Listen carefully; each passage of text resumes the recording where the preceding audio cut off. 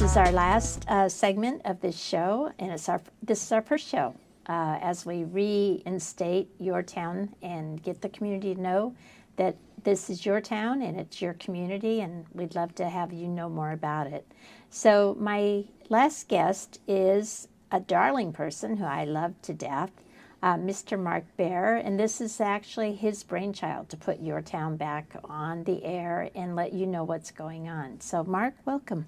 Well, thank you, and welcome as a host. And you and I go back on this show in its previous incarnation, and we were both hosts, and you and I had this conversation. Let's get this show back. And we've been involved in many different organizations over the years, and here we are. Here we are, yeah. And that's exciting. Yeah. So you, what is your plan for your town? You're going to have it every day of the month? How are you going to do it? Well, it's different than it was, because we're shooting it a little differently, and we're thinking about it a little differently. And the main thing that's different is that we're going to have Your Town TV, because people watch in a different way now. So we'll still be able to have it on as a daily show.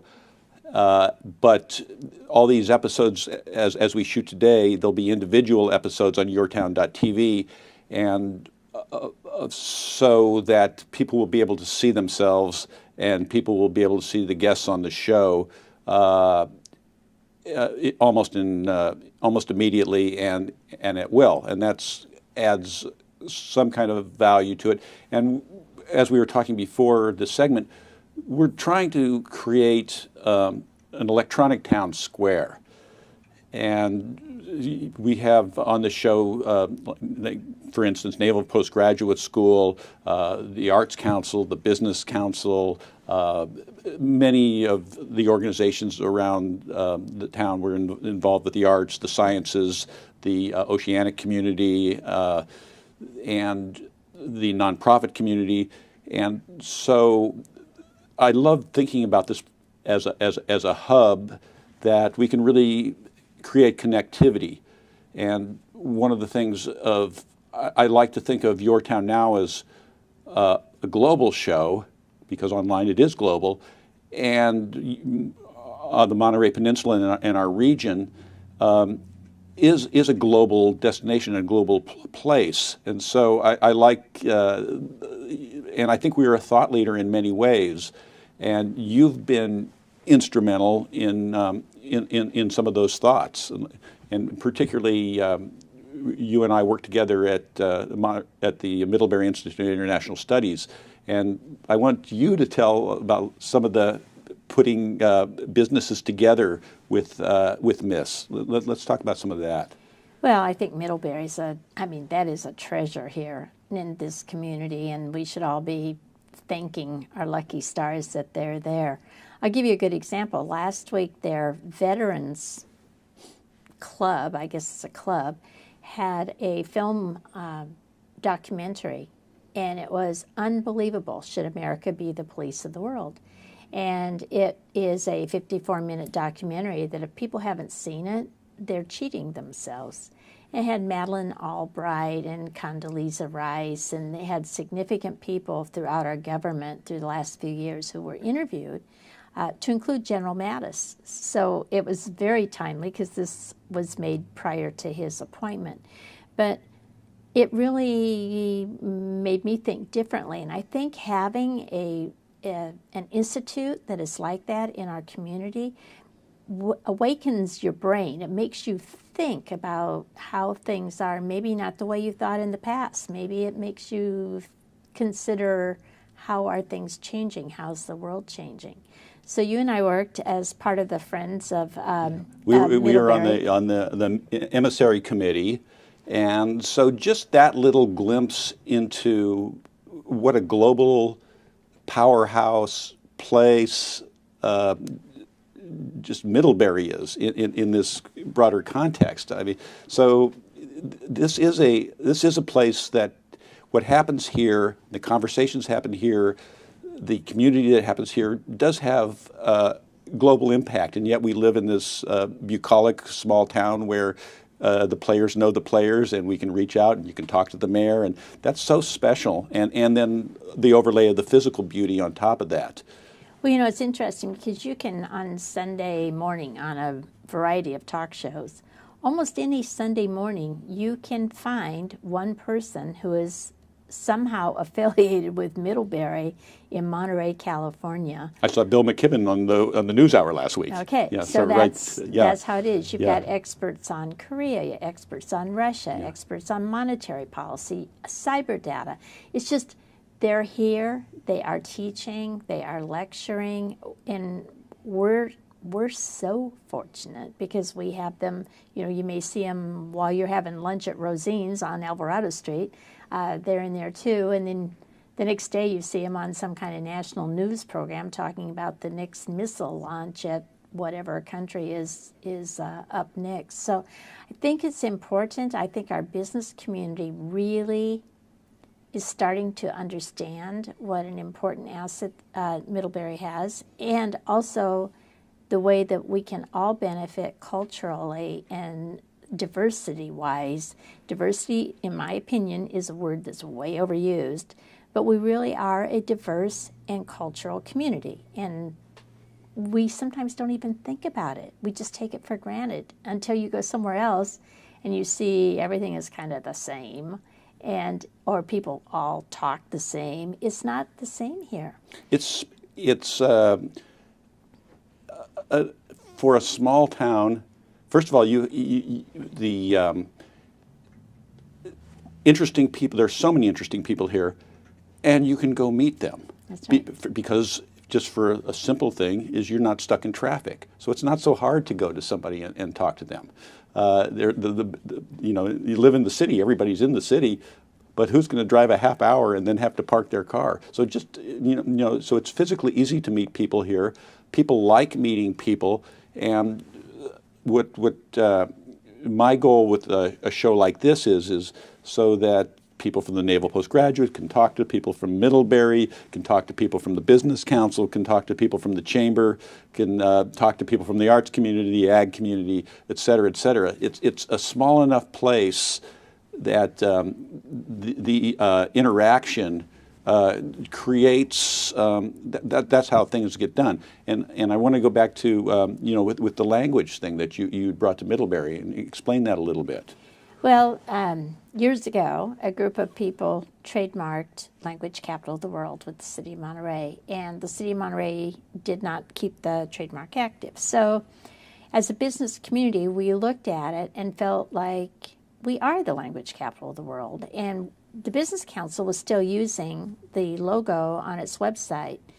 And so we explored the opportunity, and we went out and re-trademarked Language Capital of the World for the Monterey region, because language is not just in the city of Monterey, it is throughout. You've got language companies that are in Marina and Seaside, in Pacific Grove, there's one in Salinas.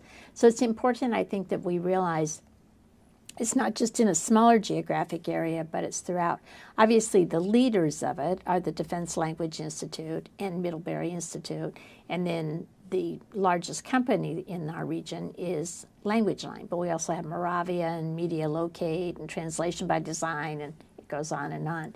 So I think it's extremely important that we promote it and that we celebrate it and that we let the world know that if you've got something that you need with language, this is really the place, whether it's translation, interpretation, if it's textbooks, or it's people-to-people talking, or on just a day-to-day basis of having a will taken a look at. I mean, there are so many things that people hear.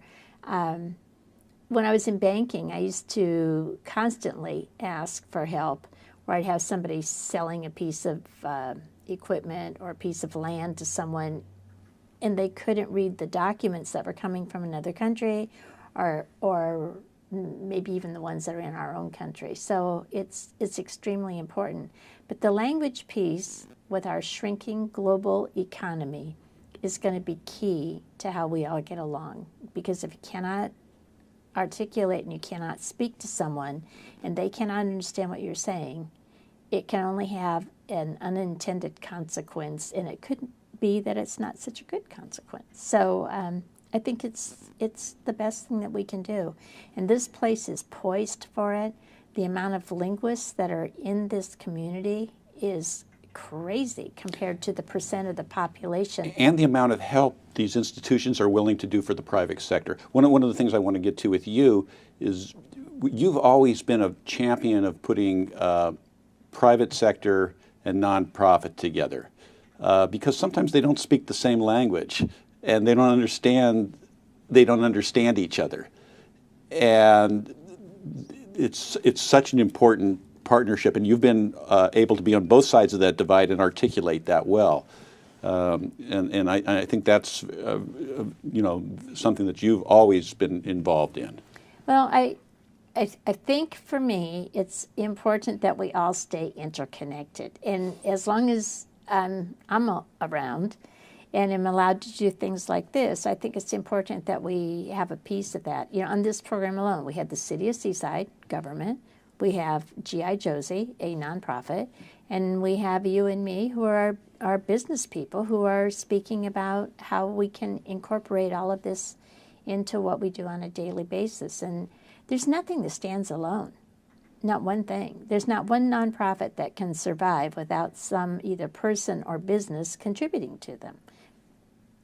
And they're a business, a nonprofit's a business for their clientele, but also they're in a business to get money from business and other people. So it's kind of a big circle, and it never stops. It just continually chases around. Mm-hmm.